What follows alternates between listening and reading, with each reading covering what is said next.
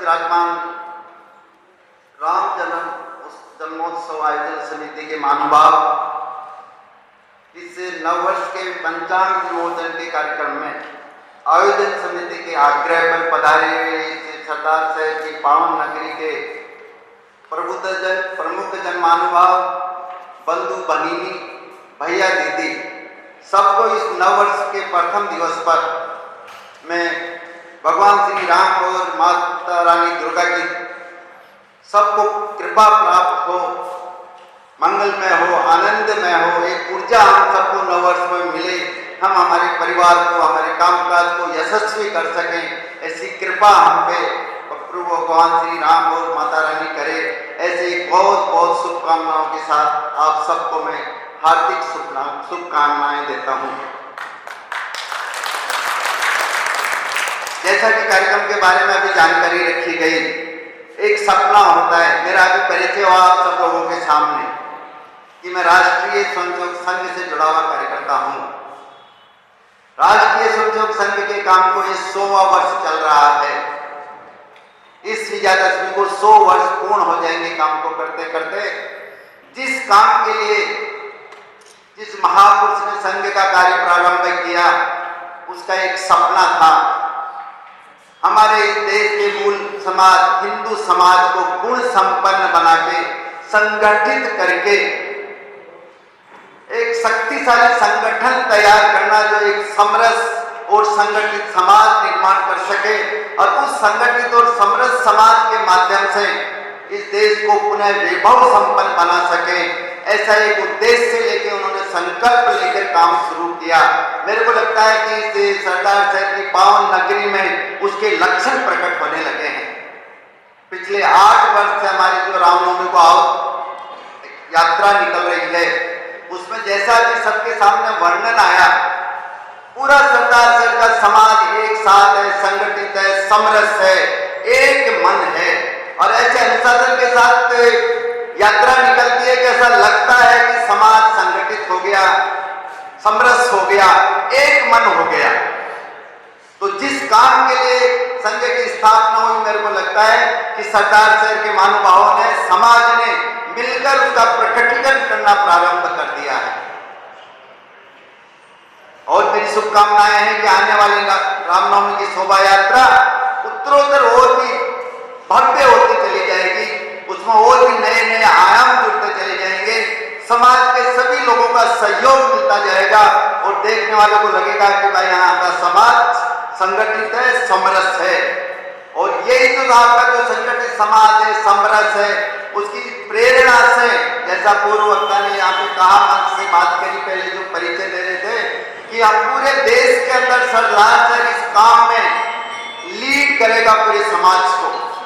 यहाँ से प्रेरणा लेकर गांव गांव, ढाणी ढाणी में ऐसे कार्यक्रम संपन्न होना प्रारंभ होगा।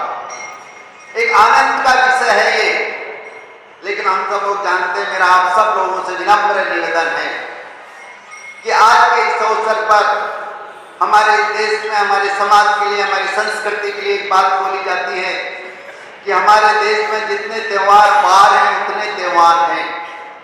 ये सब आनंद के लिए, उत्साह के लिए, आत्मविश्वास के लिए, कोई न कोई गुण अपने अंदर विकसित करने के लिए ऐसी प्रेरणा देने वाले सारे उत्सव हैं। लेकिन समय के साथ साथ चलते चलते बहुत सी चीजें छूटती हैं। तो क्या होता है, आनंद और उत्साह तो बना रहता है, लेकिन किस प्रेरणा से वो उत्सव चला, उसके पीछे का जो लॉजिक है कभी कभी वो लंबे समय के कारण हमसे छूटता है। इसलिए आज हम इस नव वर्ष के प्रथम दिन या वर्ष प्रतिपदा के दिन यहाँ उपस्थित हैं। आज के दिन में विचार करें हम आज इससे कैसी कैसी घटनाएं जुड़ी हुई हैं। आज के 9 दिन बाद रामनवमी आती है। आज के दिन भगवान श्री राम का राज्याभिषेक हुआ। आज के दिन युधिष्ठिर का राज्याभिषेक हुआ। आज के दिन अंग्रेजों के समय जब दुष्ट अंग्रेजों ने हमारी सारी शिक्षा व्यवस्था को ध्वस्त कर दिया तो एक संत का अवतरण हुआ, दयानंद सरस्वती, और उन्होंने शिक्षा के संस्थानों के एक श्रृंखला, गुरुकुलों की श्रृंखला इस देश में खड़ी करके अंग्रेजों को चुनौती दे दी कि कितनी ध्वस्त कर लो हमारी व्यवस्था को, हम पुनः स्थापित कर देंगे। ऐसा स्मरण देने वाला आज का दिन है। उन्होंने आज ही के दिन आर्य समाज की स्थापना करी थी। गुरु परंपरा को हम जानते हैं। सिख समाज में गुरुओं पे कैसे कैसे अत्याचार हुए। उन्हीं में दूसरे गुरु जो हुए पूज्य गुरुदेव अंगद देव जी, उनका जन्मदिन भी आज के दिन आता है। विक्रम संवत की हम बात करते हैं। आज के दिन विक्रमादित्य ने सबों का पूरा विनाश करके विक्रम संवत का प्रारंभ किया, वो आज का दिन है। सिर्फ ब्रह्मा जी ने आज ही के दिन सृष्टि की रचना प्रारंभ करी। ये विश्व का पहला दिन है जिस रोज ब्रह्मा जी ने सृष्टि की रचना का प्रारंभ किया। कहने का भाव क्या है, इन सब चीज की बातों का हम विचार करते हैं क्या, परिवार में एक दूसरे को प्रसंग सुनाते हैं क्या, जो कि इन्हीं के कारण हम थोड़ा सा और आकलन करें, मेरी आप सब लोग से विनती है। हजारों साल पुराना हमारा समाज, हमारी धर्म, हमारी संस्कृति है। दुनिया के अनेक देशों में भी सभ्यताएं और संस्कृति रही हैं। आप अरब कंट्रीज का थोड़ा विचार करके बताएं, इस्लाम के पहले अरब कंट्रीज में कितनी सभ्यताएं थी। बेबीलोनिया की होगी, मिस्र की होगी, अन्य अनेक सभ्यताएं। इस्लाम की एक आंधी आई, सारी सभ्यताएं ध्वस्त हो गई। ऐसा कैसा यूरोप के साथ हुआ। यूनान और रोम का नाम सुना है हमने, उस सिकंदर का नाम भी सुना है जिसने हमारे देश के कुछ हिस्से पे आके अधिकार कर लिया था, दुनिया को जीतने निकला था। क्या असर हुआ उसका, यहाँ घुटने टिका के वापस गया, रास्ते में समाप्त हुआ। उसको मानने वाली संस्कृति यूरोप में ईसाइयत की आंधी उठी तो पहले की रोम और यूनान की सभ्यताएं ध्वस्त हो गई।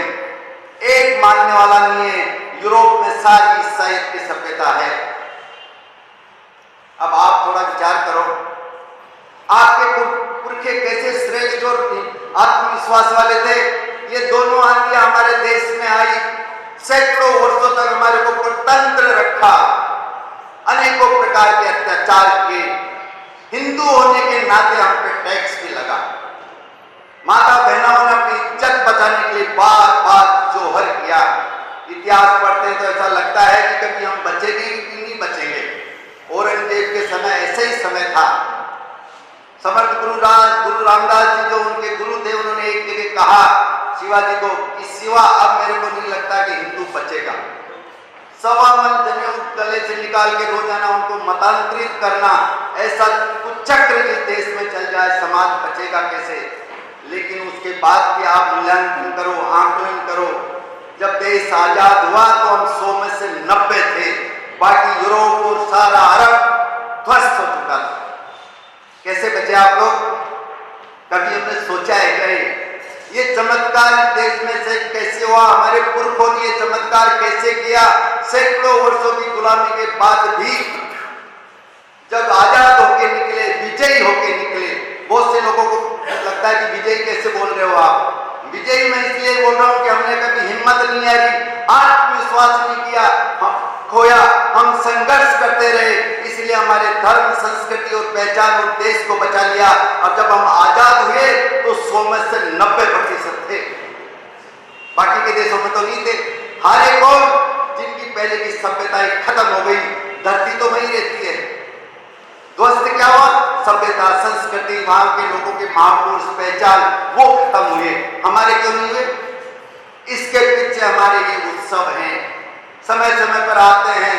घोर कष्ट के और अंधकार के समय भी हमारे यहाँ पुरखों ने जो बातें और कहावतें बनाई, देर है अंधेर नहीं है, उस पे हमारे पुरखों का विश्वास रहा, इसलिए हिम्मत नहीं खोई, आत्मविश्वास नहीं खोया, इसलिए वो अपने धर्म के साथ जुड़े रहे।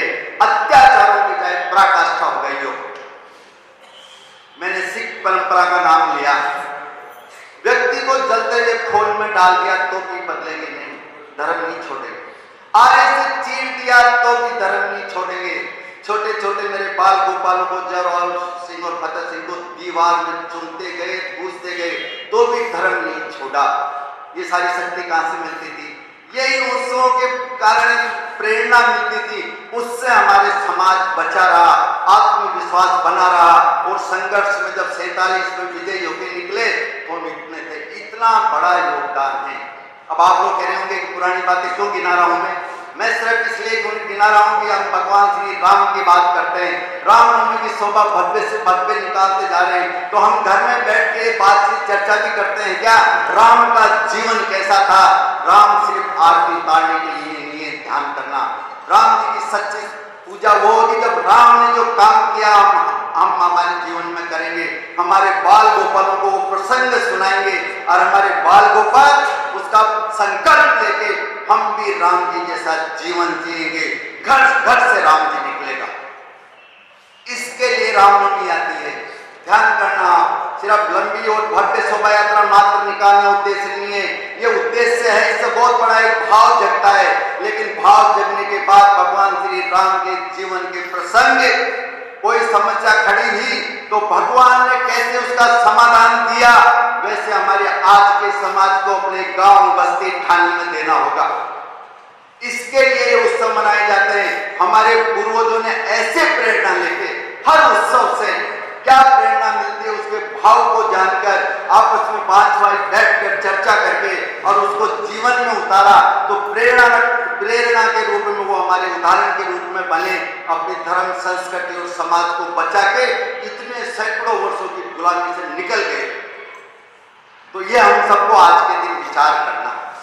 आज के प्रसंग अगर वर्ष प्रतिष्ठा की बात करते हैं, नववर्ष के पहले दिन की बात करते हैं, तो राम जी का जन्म राज्याभिषेक हुआ तो क्या क्या घटनाएं उनके जीवन में थी और समाधान कैसे कैसे दिया।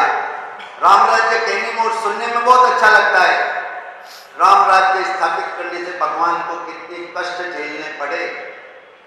माता सीता का हरण होना सामान्य घटना है क्या?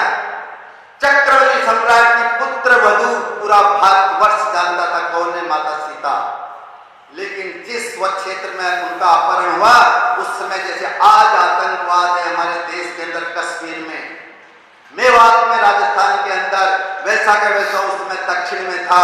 इसलिए रावण की हिम्मत हो गई कि राम चक्रवर्ती सम्राट का पुत्र होगा क्या कर लेगा, माता सीता का हरण हो गया। लेकिन उससे भी बड़ी बात समझ लेने की क्या है, आज के समाज को हमारे पूर्वजों ने वैसे ही समझ ली थी इससे, तो पूरा राम ने अयोध्या को याद नहीं किया। राम कथा हम सब लोगों ने अनेक बार सुनी है। मेरा एक भी भाई या बहन ऐसा नहीं है जो ये कहे कि माता सीता का अपहरण होने के बाद राम जी ने भरत को सूचना भेजी। आज जैसे हम करते हैं ना, पुलिस क्या कर रही है, सरकार क्या कर रही है, राम जी ने ऐसा नहीं किया।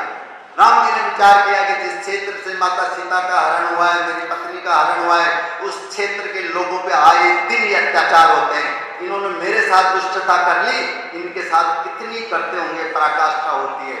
तो फिर क्या मेरा कर्तव्य बनता है, मैं इन्हीं लोगों को संगठित करूंगा, सामर्थ्यशाली बनाऊंगा और इनको साथ लेके उस दुष्टता के प्रतीक रावण को उसके घर में जाके रक्त स्नान कराऊंगा। ऐसा ही राम जी ने कराया। अब इस घटना को क्या समझाती है? अगर कहीं ढाणी गांव में अगर ऐसी घटना घटती है, दुष्टता होती है, पूरा समाज एक जगह बैठ के संगठित होकर उसकी छाती पे चढ़े जाके। ऐसा नहीं है कि जिसके साथ हो गई वो करेगा। ये उत्सव हमको ये प्रेरणा देते हैं। अगर ये प्रेरणा हम समाज को लेंगे, आने वाली पीढ़ी को ये सिखाएंगे कि कैसे उत्सव से सीखा जाता है, तो आने वाले समय में आप सब लोग याद रखिए, ये सामर्थ्यशाली समाज, सामर्थ्यशाली देश बनाएगा और भारत पुनः विश्व गुरु बनेगा। और भारत विश्व गुरु बनता है तो सिर्फ भारत के लिए नहीं है, ध्यान रखना आप लोग। भारत विश्व गुरु बनेगा, शक्ति संपन्न बनेगा, पूरी दुनिया का कल्याण होगा। और ये कल्याण मैं नहीं कह रहा हूं, कभी आपको लोगों की संग वाला है जो अपने गीत गा रहा है, ऐसा नहीं। हजारों हजारों साल से हमारे यहाँ कथा होती आ रही है, हम सब लोग हमारे पूर्वज सुनते आ रहे हैं। आखिर में क्या बोलते हो आप लोग? आपके पूर्वज क्या बोलते आ रहे हैं अब तक कथा के अंत में? विश्व का कल्याण हो, वो उस शक्ति के कारण होगा, बोलते आ रहे हैं, उसको हम साकार करके दिखाएंगे। धर्म की जय होगी, अधर्म का नाश होगा, प्राणियों में सद्भावना हो। वर्षों से बोल रहे हैं ना, संघ नहीं बोलता नहीं ये बात, संघ उस बात को दोहराता है, बोलते आ रहे हैं हमारे पुरखे। ऐसा एक देश बनाने के लिए हम सब लोग लगे, तो महापुरुषों के जीवन से, उत्सवों से कैसे प्रेरणा लेना, मेरी विनती है आप सब लोग ऐसा विचार करें और अपने परिवारों में ऐसे प्रसंगों की बात करें। बच्चों को साथ बैठ के चर्चा करें, संवाद करें, तो बच्चों को बच्चे की समझ मिलेगी, बड़ों को बड़े की समझ मिलेगी। और जैसा राम राज्य की सोचते हैं, धीरे धीरे जैसा आज हमारा हिंदू संगठित हो गया, समाज सामर्थ्यशाली हो गया, वो धीरे धीरे ऐसा स्वभाव और गुण वाला भी बनेगा। दूसरी घटना, युधिष्ठिर की बात करते हैं। कैसा समय था युधिष्ठिर के समय? कितना अन्याय हुआ, लेकिन कितना ही अन्याय हो जाओ व्यक्ति धर्म छोड़ता है क्या? ये पांडव इसके उदाहरण है। सत्य की विजय होती है। 11 अक्षौणी सेना कौरवों की और 7 अक्षौणी सेना पांडवों की डबल सेना को हराता है, सत्य जीतता है। असत्य चाहे लाख गुना ताकत हो तो भी हारता है, ये सिद्ध करता है। ये हमको एक आत्मविश्वास देता है कि कभी धर्म मत छोड़ो, अन्याय मत करो किसी पे। तो हम कभी उसकी बात करते हैं तो ऐसी चर्चाएं परिवार में करते हैं क्या?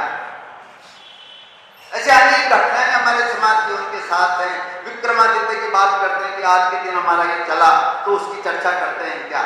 मेरा कहना है कि जो प्रसंग हैं, इन प्रसंगों को अगर बाल गोपालों के साथ बैठ के सुनाओगे तो आपके बाल गोपाल राम और कृष्ण ही बनेंगे। चाहते तो हम सब लोग हैं कि परिवारों में राम और कृष्ण निकले, लेकिन कभी उनको वैसा बनने के प्रसंग सुनाइए क्या, कथा सुनाइए क्या? हम सब लोग जो बड़े उम्र के लोग मेरे साथ यहाँ बैठे हैं, 60, 65, 70 में, इन लोगों ने जब पढ़ाया तो एक पाठ आता था हमारी पुस्तक में, श्रवण कुमार का। माता बहन बहुत अच्छी जानती है, रक्षाबंधन के दिन आज भी उसका चित्र बनाती है। श्रवण कुमार की जब जीवनी पढ़ते थे हम किताब के अंदर, तो वो कहते हैं कि अंधे माता पिता को कावड़ लेके तीर्थ यात्रा कराई। अब आप बता दिए, आप अपने छोटे छोटे बाल गोपालों को ऐसी कोई कहानी सुनाओ तो आपके बाल गोपाल के मन में क्या संकल्प आएगा? उसकी माँ और उसकी मम्मी और पिताजी सुनाएंगे तो सपना देखेंगे मैं मेरे दादा दादी को तीर्थ लेके जाऊंगा। हम भाव जगाते नहीं है और फिर कहते हैं कि बच्चे ऐसे बनते नहीं। तो ये भाव जगाने की बात है। उत्सव एक भाव जगाते हैं, एक प्रेरणा देते हैं। तो मेरा ये निवेदन है कि इससे जो घटनी, अब कैसा था दयानंद सरस्वती का रूप, आप देखो ना, पूरी दुनिया में राज करने वाला अंग्रेज ये सोच लिया था उसने कि यहाँ की शिक्षा व्यवस्था को ध्वस्त कर दिया। गांव गांव में गुरुकुल थे हमारे, निःशुल्क शिक्षा थी। इतिहास ये कहता है कि जब अंग्रेज यहाँ आए, मुगलों के काल के बाद भी हमारे यहाँ का समाज 85% साक्षर था। और ये अंग्रेज दुष्ट यहाँ से गए, उस समय हमारा कितना समाज साक्षर था? 10% भी साक्षर नहीं था। हमारी सारी व्यवस्था को ध्वस्त कर दिया उन दुष्टों ने। उन्होंने क्या सोचा, जो पढ़े हमारे विद्यालयों में पढ़े और हमारी मानसिकता के बने, यानी हमारी सेवा करने वाले बने, तो मेकाले की शिक्षा पद्धति चली। लेकिन इसे एक संत ने क्या संकल्प कर लिया, चुनौती को स्वीकार करके और डीएवी स्कूलों का एक जाल खड़ा कर दिया। गुरुकुल स्कूल कॉलेज सारे के सारे आज तक चल रहे हैं। तो ऐसा जब समय आता और प्रेरणा होती है, जब चुनौती को स्वीकार करता है समाज, ये उत्सव हमको आज भी ध्यान दिलाते हैं, याद दिलाते हैं। तो मेरा निवेदन है, कोई भी उत्सव हो, हम सब लोग उत्सव को इस भाव से मनाएंगे। ऐसी मेरी करबद्ध प्रार्थना है आज नववर्ष के पहले दिन में हमारे साथ। दूसरा, और जो भी उत्सव आता है, आप उसके प्रसंग अपने बाल गोपाल और परिवार के साथ बैठ के साझा करो।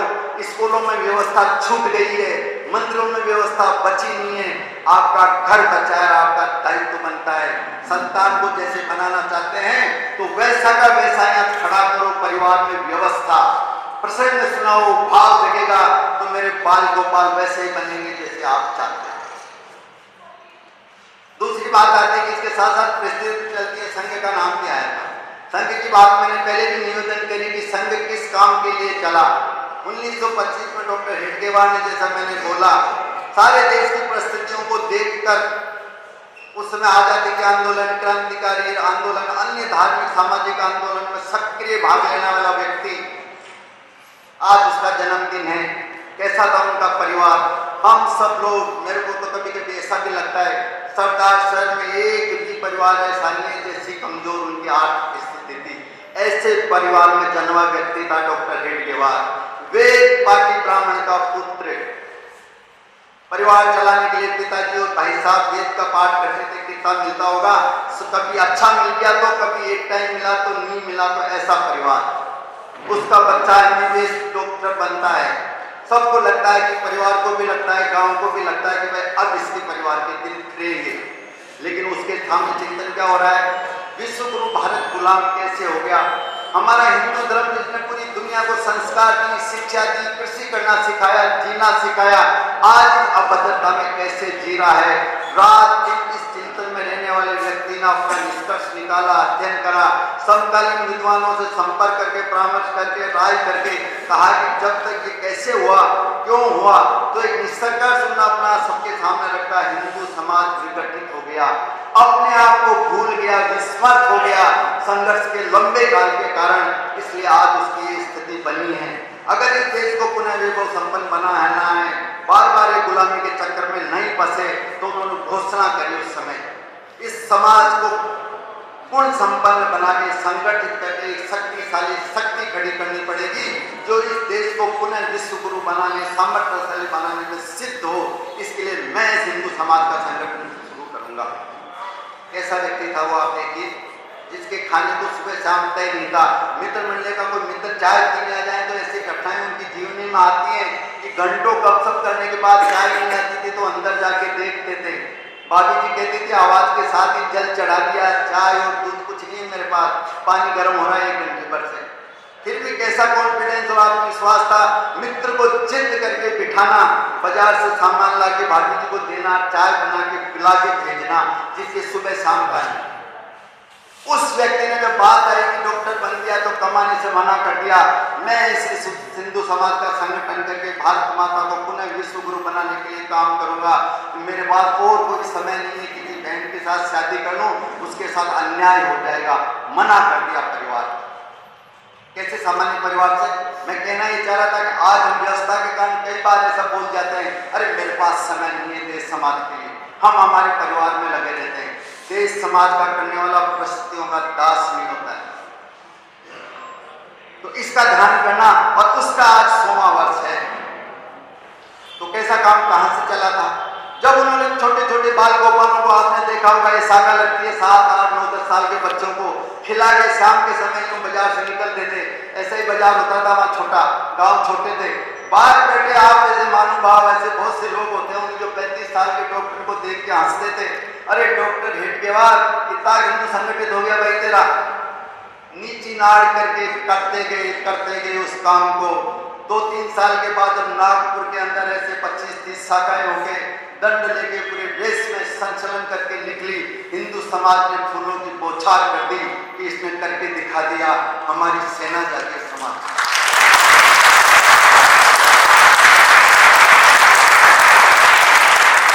कहां से चले थे आप देखिए, विचार करने का अवसर है। कहां से चले, एक व्यक्ति उपेक्षा से चला, धीरे धीरे काम खड़ा करा गया तो उसकी प्रशंसा होने लगी, आज अनुकूलता हो गई, और आज काम की क्या स्थिति है। 83 स्थानों पे संघ की शाखा है। दुनिया के 60 देशों में अपना समाज कमाने खाने चला गया। वहां पे मेरी परंपरा, मेरी संस्कृति, मेरे धर्म के संस्कार आने वाली पीढ़ी में पड़े, तो वहाँ अलग अलग नामों से संघ का काम चलता है। वहाँ राष्ट्रीय स्वयंसेवक संघ नहीं होता है इंग्लैंड में, तो क्या होता है, तो फिर सनातन स्वयंसेवक संघ होगा, हिंदू स्वयंसेवक संघ होगा, अन्य किसी काम से। लेकिन हिंदू समाज को पूर्ण संपन्न बना के संगठित करने का, संस्कार देने का, परंपराओं की जानकारी देने का भव्य कार्यक्रम 60 देशों में चल रहा है। अब विदेश की शाखाओं को मैं निवेदन कर दूं, यहाँ तो हम अलग लगाते हैं पुरुषों की, माता बहनों को बहुत कई बार जानकारी होती है, तो कार्यकर्ता कह देते हैं वो क्या करते क्या हो, तो कह देते हैं कि नहीं नहीं आप तेरे तू क्या समझे। परिवार सहित आते हैं विदेश के अंदर शाखाओं में, मेरे छोटे छोटे बाल गोपालों का अलग, बहनों का अलग, बड़ी माता बहनों का अलग, बड़ों पुरुषों का। दिन भर की शाखा साप्ताहिक या पाक्षिक होती है। पूरा परिवार जितने भी लोग हैं 50-50, 100-100 किलोमीटर से आते हैं, लेकिन एक दिन आते हैं तो पूरा भारत का लघु रूप खड़ा हो जाता है। बड़ा आनंद के साथ दिन बिता के शाम को अपने घरों में लौट जाते हैं। ऐसी शाखाएं चलती हैं देश के अंदर। कितने देशों में चल रही है? 60 देशों के अंदर। और आपके उस काम को देख के केन्या एक ऐसा देश है विश्व का, आपकी जानकारी के लिए मैं निवेदन कर रहा हूँ, केन्या के लोकल लोग संघ के वहां लोगों के पास आए, सरकार आई कि तुम इस पद्धति से जैसे लोग तैयार कर रहे हो, हमारे समाज में हो सकता है क्या? हमको ये पद्धति सिखा दो, हम हमारे लोगों की शाखा लगाएंगे, ऐसे भले लोग निर्माण हमारे भी समाज के हों। ऐसी एक शाखा की अभिनव पद्धति है जिसके कारण हुआ, जिसके आज की स्थिति है, ये मैंने बताया। लेकिन फिर भी आज ऐसे अवसर पर जब राम और विक्रमादित्य को याद कर रहे हैं, युधिष्ठिर को याद कर रहे हैं, कैसे संकट में से धर्म संस्कृति और देश को निकाल के लेके गए, आज इतनी ताकत होने के बाद भी सरदार साहब में हमारे सारे समाज बंधु जैसे 8 साल से अपना प्रदर्शन कर रहे हैं, उस ताकत के बाद भी संकट कम नहीं हुए हैं। मेरा निवेदन है आज भी सारे देश के अंदर कुछ ऐसे सनातन हमारे जीवन मूल्य जो हमारे समाज के लिए चुनौती बने हुए हैं, उनके बिना हमारा देश विश्व गुरु और साम्राज्यशाली नहीं बन सकता। संकट आता है, कठिनाइयां खड़ी होती है, उसको हमको सबको विचार करना चाहिए। अभी और बहुत कुछ करने की आवश्यकता है।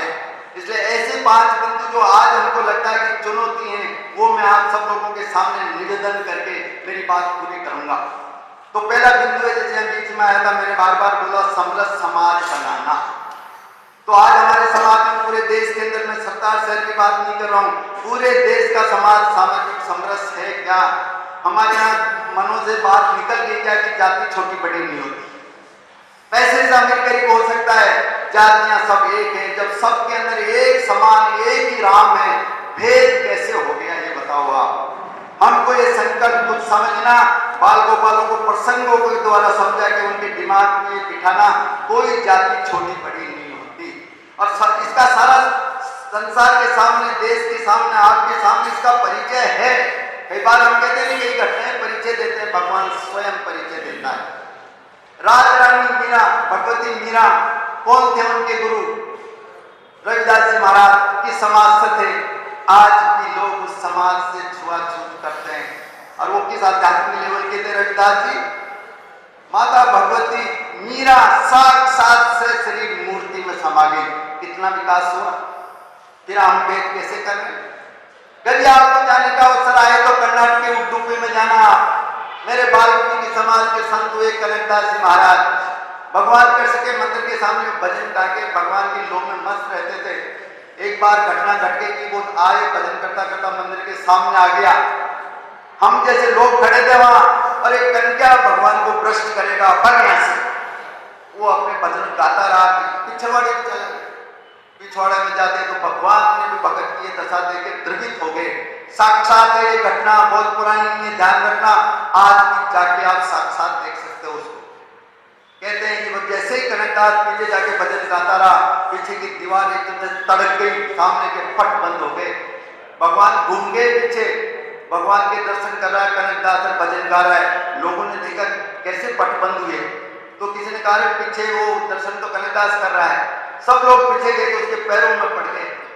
आज भी उडुपी के उस कृष्ण मंदिर में कनकदास की खिड़की में से दर्शन होते हैं, सामने के पट बंद है। मेरी विनती है, समझ लेने के लिए मैंने ये बात निवेदन की है कि हमारे दिमाग में अंग्रेजों ने बिठा दिया कि जातियां छोटी बड़ी होती है, और सैकड़ों वर्षों की स्वतंत्रता के कारण हमने कुछ सिद्ध मान लिया। सिद्ध कैसे? भाई साहब, एक कर्मों का फल है, आपको बीच बचाव कर रहे हैं। अरे कर्मों का फल है तो भगवान ऐसा परिचय क्यों दे रहा है? वो भेद नहीं कर रहा, कण कण में वो मान रहा है। उसके साथ भी कैसी घटनाएं हो रही है, तो हम सबको इस समझना। हमारे परिवार का बच्चा कभी भेद नहीं करेगा, बच्ची भेद नहीं करेगी। करेगी कब नहीं? जब आप प्रसंग सुना के उसमें उसके मन में भाव जगाओगे, और वो फिर भाव जगने के बाद संकल्प करें। ऐसा कैसा परिवारों को लेके है। कोरोना में हम सब लोगों ने देखा नहीं क्या स्थिति बनी है। ऑक्सीजन के लिए सिलेंडरों की मारामारी हो गई, लेकिन हमारे समाज की धन्यता है, पेड़ लगाने तो इस बार रिकॉर्ड तोड़ दिए हमारे समाज ने। हम सब लोग, आप जो महानुभाव बैठे हैं यहाँ, सब लोगों ने कहीं नहीं कि पेड़ लगाए हैं, लेकिन पर्यावरण में 3 चीज आती है। मेरी विनंती है, पेड़ लगाना बहुत अच्छा सीख गया समाज, गांव गांव में नर्सरी लग रहे हैं, पर्यावरण अब गड़बड़ाएगा नहीं, लेकिन पर्यावरण गड़बड़ाता है पॉलीथीन और पानी की कमी से। इसलिए हम जल को भी बचाएंगे, इसकी व्यवस्था होनी चाहिए जल संरक्षण के लिए। हिसाब का पानी काम में लेने का स्वभाव बनना चाहिए, लेकिन पानी बचाने का इधर के लोगों को कहना तो अन्यथा होगा, क्योंकि स्वभाव में है। लेकिन ये पॉलिसी मेरी धरती माता और मेरी गौ माता दोनों के लिए मृत्यु के समान है। हमारे घर में आई हुई कोई पॉलीथीन की थैली हवा में उड़ी और कुछ खाने की चीज के साथ अगर गाय के मुंह में चली गई, इस हत्या का पाप का भागी कौन होगा? विचार करना। पॉलीथीन आपके घर से निकली है तो पड़ोसी नहीं होगा। इसलिए हमारे बाप दादा कपड़े का थैला लेके चलते थे। इस पॉलीथीन को हम छोड़ने का मन बना के संकल्प करें, हम भी धीरे धीरे कपड़े के थैले वाले बने। इस धरती माता को बचाएं, इस गौ माता को बचाएं। गौ माता का गोग्रास निकाले बगैर भोजन नहीं करते, इस पॉलीथीन के माध्यम से फिर भी उसकी हत्या हो रही है। पाप का भागी कौन है? आप विचार करना। तीसरा कुटुंब प्रबोधन की बात आती है। आने वाली पीढ़ी, चारों तरफ से ऐसे लोग लगे हैं कि आपकी तेजस्वी संतानें विभ्रम में पड़ जाएं। ऐसे सीरियल आते हैं, टीआरपी सीरियल आते हैं, कई बार लगता है किसी मनोरंजन के लिए आते हैं, भूल जाना मनोरंजन के लिए नहीं आते हैं। राष्ट्रीय शक्तियां फाइनेंस करके आपके तेजस्वी बच्चों को विभ्रम करने के लिए पैसा देके सीरियल बनवाती है, और आप के लोग पैसे के लालच में सीरियल बनाते हैं। और हमको लगता है कि चला उनको देख के हमारी माता बहने कैसे कैसे सीरियल आते हैं, हम भी देखते तो कई बार शंकाएं होने लगती हैं। अरे ऐसा मेरे घर में तो नहीं हो रहा है, अरे ऐसा मेरे बच्चे तो नहीं हो जाएंगे। अरे शंका पैदा करने के लिए वो चल रहे हैं। इसलिए हमको कुटुंब में बच्चों को जैसा बनाना है, करना है, तो क्या करना पड़ेगा? बच्चों के साथ, बाल गोपालों के साथ सुविधाएं दे रहे हो, पैसा दे रहे हो, सब कुछ कर रहे हो, गाड़ी घोड़े। सप्ताह में 15 दिन में एक बार घर में बैठ के छाती के लगा के पढ़ना, सुनना, समाज बनाए रखने का अभ्यास करिए। हमारा बच्चा बोलने से छूट नहीं जाए, बहुत अच्छी पढ़ाई करेगा, इसलिए हम उसको छोड़ देते हैं, एकाकी बनाते हैं। वो पढ़ता है, मोबाइल देखता है, 10 साल के बाद चाहते हैं अरे इधर आना, तेरे मामा जी आए, थोड़ा पानी का गिलास, और वो मोबाइल में खोया हुआ है। दोबारा फिर माँ कहती है तेरे मामा जी, तीसरी बार में कहता तो मैं क्या करूँ मामा जी? माँ कहेगी इसको हो गया। अरे आपने 10 साल में उसको एकाकी बनाया, आज उसको बड़ा आदमी बनाना चाहते थे तो बीच में नाना मामा आ गए तो बुला के बात नहीं करते थे। अभी रिक्शा दे रहा है, कमरे में दिन भर बैठा बैठा मोबाइल देखता है, पढ़ रहा है, सो रहा है। अगर उससे समाज खत्म करोगे तो ऐसा ही होगा। कैसी भी स्थिति में चाहे थोड़ा छोटा आदमी बन जाएगा, संवाद खत्म नहीं होना चाहिए। और 7-8 दिन में सबको एक साथ बैठ के भोजन पानी साथ करो, गपशप करो। मन तन में कोई दाएं बाएं की बात है तो गपशप में निकल के आपके सामने आएगी। आप लोग समझदार लोगों को समाधान दे दोगे। और जैसी संतान चाहिए वैसे संतान हो गई बड़ी अच्छी। पहले पूर्वजों में नाना नानी, दादा दादी और अन्य उसके प्रसंग सुनाओ कि तेरा दादा कैसा था जो बात खराब नहीं कराता था, तेरी नानी वो पूरे गांव में अकेली महिला थी जो सबकी चिंता करती थी, मेरी बेटी सोचेगी मैं भी मेरी दादी जैसी बनूंगी। चाहते तो हैं कि वैसी बने, प्रसंग सुना के भाव नहीं जगाते हैं हम। ये व्यवस्था घर में करनी पड़ेगी। मेरी विनंती है, सोचो। स्कूल में भी नहीं है, कहीं व्यवस्था नहीं है, नहीं तो यूं ही करते रहोगे कि आजकल के बच्चों को क्या हो गया, बच्चों को कुछ नहीं हो गया, हम लापरवाह हो गए। माफ करना मेरे को इस बात के लिए किसी को मन को ठेस लगे। चौथा बिंदु मैं बता रहा था, हमारे इस समाज के लिए, देश के लिए चुनौती बना हुआ है, वो है स्व का जागरण, जो यहाँ तो जाग चुका है समाज में। सब यानी हमारी जो विरासत है उसको हम संभालें, उसके ऊपर गौरव करें। तो जैसे कि देश के बारे में भाई साहब और बता रहे थे, ये अपनी भाषा का गौरव है, देश का गौरव है। ऐसे ही भाषा का गौरव, हमारी परंपरा का गौरव, हमारे महापुरुषों का गौरव, खान पान का, भोजन भजन भ्रमण, इनका गौरव, हमारे तीर्थों पे जाएंगे, इसका गौरव होना चाहिए। इसको कहते हैं स्व का बोध। तो हम आज कैसी स्थिति में जी रहे? हस्ताक्षर आज भी अंग्रेजी में करते हैं, हमारे बाप दादाओं की भाषा नहीं। एक में छोटी सी पढ़ते थे की घटना मैं सुनता हूँ कि हिटलर ने, यहाँ की कोई राजनीति जो हुआ जर्मनी, हिटलर में गई, उसने अपना आई कार्ड दिखाया तो हिटलर ने देखा अंग्रेजी में जो फेंक दिया उसको। तो ये राजी होने के लिए कथा सुनाते या उसके बाद मेरा समाज संकल्प कर लेता हमारे आई कार्ड हिंदी में बने, मेरे हस्ताक्षर हिंदी में ही होंगे।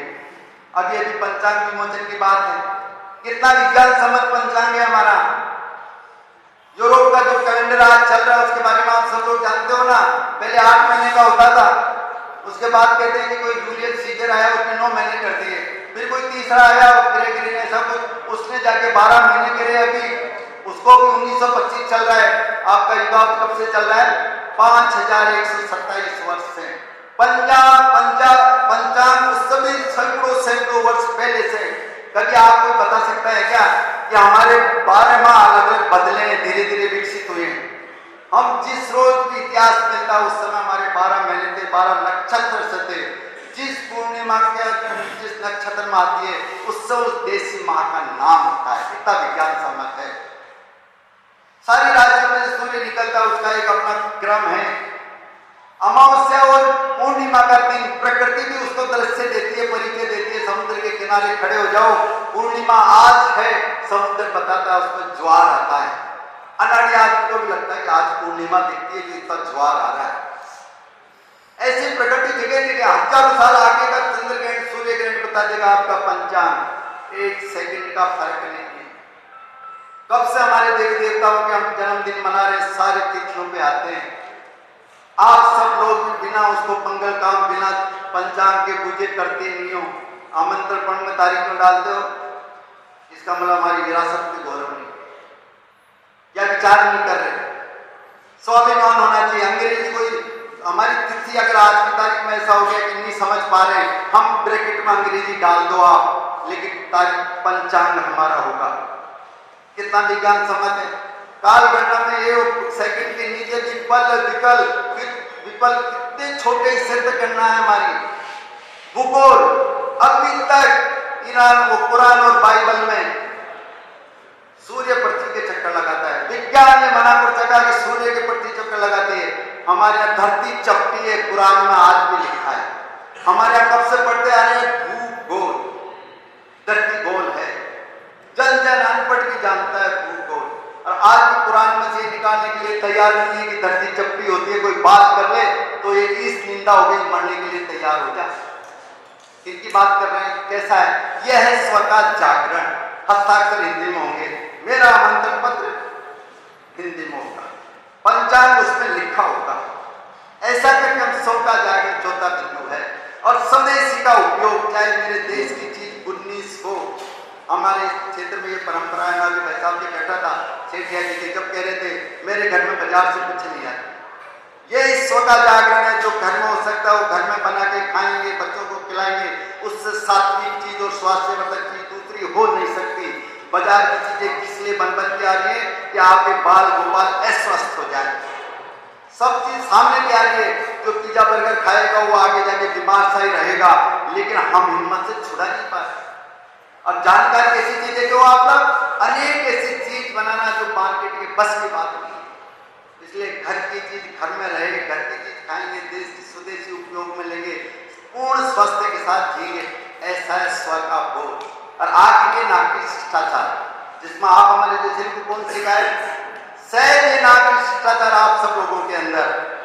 मैं कई बार बात करता हूँ गाँव में, शहर में थोड़ा गड़बड़ है तो, कि गाँव में कैसा शिष्टाचार है। हमारी माता बहनें जब कच्चे रास्ते होते थे वहां भी स्वच्छता ऐसी रखती थी कि दूसरे पे कचरा नहीं डालती थी। आज जयपुर में एक प्लाट खाली हो जाए, बाकी सारे बन जाए, तो खाली प्लाट कचरे का ढेर होता है। ये आगे शिष्टाचार है। अपना कूड़ा दूसरे के घर में डाल दो, इससे बड़ा पाप क्या होगा? लेकिन मेरा गांव का आज भी एक कण किसी को नहीं डालता, इकट्ठा करता है, रास्ता सार्वजनिक साफ करके रखते हैं। इसको नागरिक शिष्टाचार कहते हैं। हम ट्रेन में जा रहे हैं, 4 बहनें इधर बैठे हैं, 4 बड़े आदमी इधर बैठे हैं, किस तमीज से बात करते हैं? नागरिक शिष्टाचार है। आप गलत बात कर नहीं सकते हैं क्या? अगर कोई करता है तो कोई भी खड़ा हो जाता है, कैसे बात कर रहे हैं, माता बहनें बैठी हैं, उलझ जाएगा, उसका लेना नहीं देना नहीं, झगड़ा कर लेता है। ये नागरिक शिष्टाचार है। हॉस्पिटल में आप मिलने गए, हम सब समाज को की तमीज है कि यहाँ बीमार है तो कैसे बात, आहिस्ते जाके अपने मरीज का समाचार लेके और दूसरों से 2 बातें पूछकर कहाँ से आए हो, क्या हुआ, अपने गांव के, आपको बोलो कोई दिक्कत है? नहीं, कोई दिक्कत नहीं। ये है नागरिक शिष्टाचार।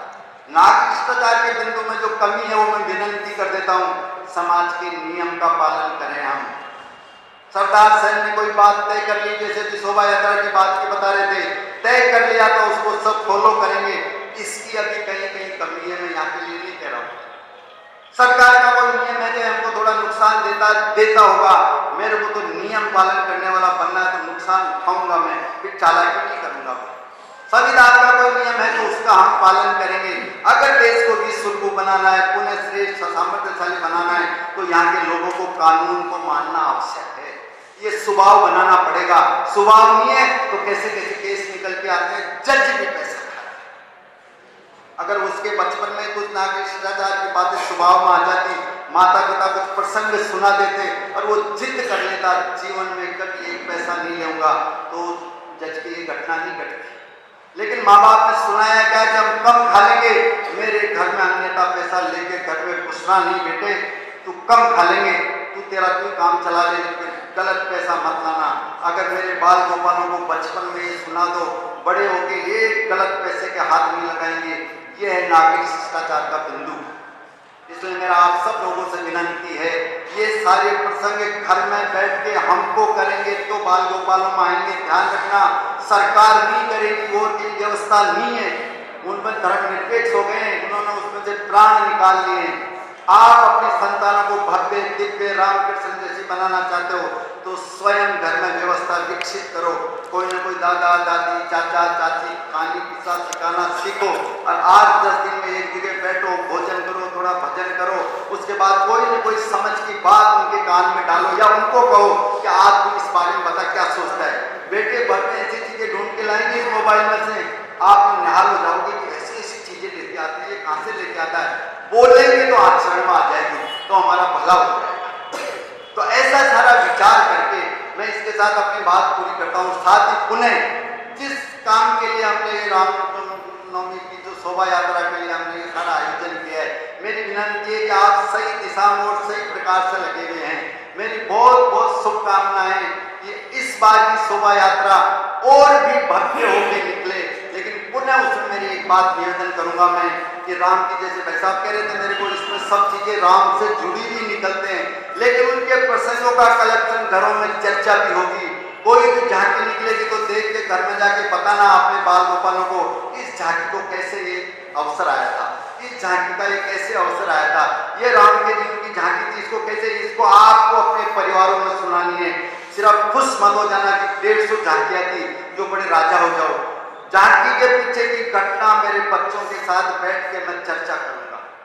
मेरे रिश्ते नाते में जाऊंगा तो अगर इस शोभा यात्रा की चर्चा करूंगा और झांकी की बात आ गई तो प्रसंगवान रिश्ते नाते में भी सुनाऊंगा।